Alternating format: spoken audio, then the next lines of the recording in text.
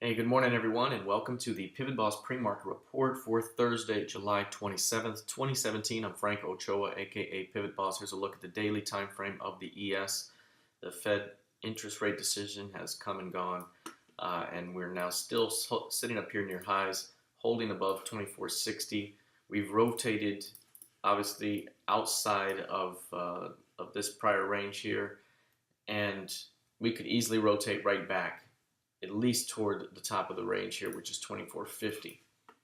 We could easily see some sort of pullback of this magnitude, which would likely still be bought for another rotation higher. And so any pullback that comes into 2450 could still be a buying opportunity. Not quite sure we see that just yet. As we've talked about before, 2460 to 2462 has been an area to watch for strength earlier this week, and we really have just kind of bounced away from that level. So 2480 is the current high of the day. We continue to push upward toward 2500.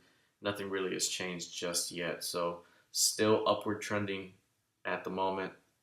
Failure to hold 2460 would suggest a much bigger pullback, and 2450 would offer a nice swing buying opportunity. So that's kind of the outlook here for the ES. And if you look at the intraday time frame right now, really the last couple of days have been rather quiet. Not a whole lot really going on here, and you can see today is much of the same. We've had a low here of the day at 74.25, a high at 80. That tells us we have 5.75, 5.5 point range today. That's 49% of ADR.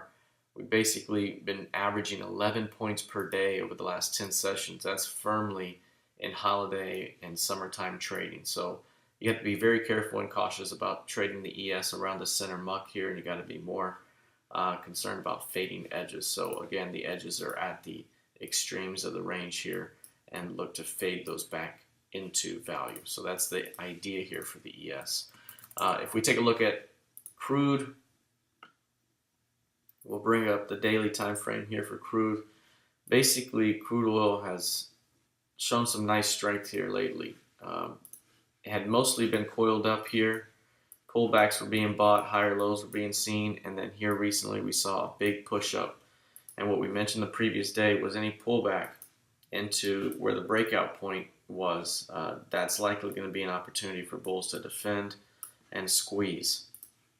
The next pivot point top is going to be this 52s right here, and so that could be the next major target if price can continue to hold above 47.50 to 47.65. The expectation here is for a continuation toward 52s, given the expansion from this narrow range. Failing to hold here would rotate this thing back down, and we could be looking at a retest of 43.76. So again, this is the pivot to watch, 47.50 to 47.65. Right now, bulls want to defend every rotation into it. Especially any failed new low below the previous session's low could be a great trap for a buying opportunity. If we take a look at gold futures here, gold we had as a long candidate. On this day here, we were looking for an opportunity to buy this entire way down, but really on this day was when we really saw the structure break down. We saw this thing start to squeeze, and we were looking for a move to 50 and 59. We got that move and completed it.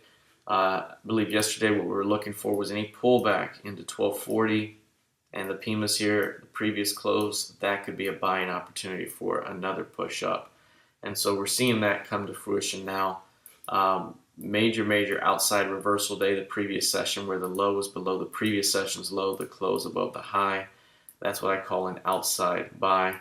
And we got a slingshot type of move up. So right now, in pushing through 1259s here, we could be looking at a move toward 1280 to 1282 on a short-term basis. If price pushes back toward 59s, it could still be a buying opportunity for 82s to 80. So that's going to be something to watch out for. Here's a look at the NQ. NQ with a ton of strength here. A lot of tech really picking up right now. Ever since we had this major squeeze here, a lot of tech has heated up during that move and continues to be quite bullish. Price is pushed outside the 5,900 to 5,907 half. I mentioned before, there wasn't a whole lot of rejection up here to watch yet. It was basically just holding. We saw a little bit of absorption, but it was really nothing here that was going to suggest a bigger move until we saw some sort of rejection. It just didn't happen, and instead it's just quietly pushing up. So we're still in a zone here where we want to defend pullbacks. We want to defend prior resistance, term support, those types of concepts. So this continues to push higher, very, very close to 6K, and staying outside of 5,900.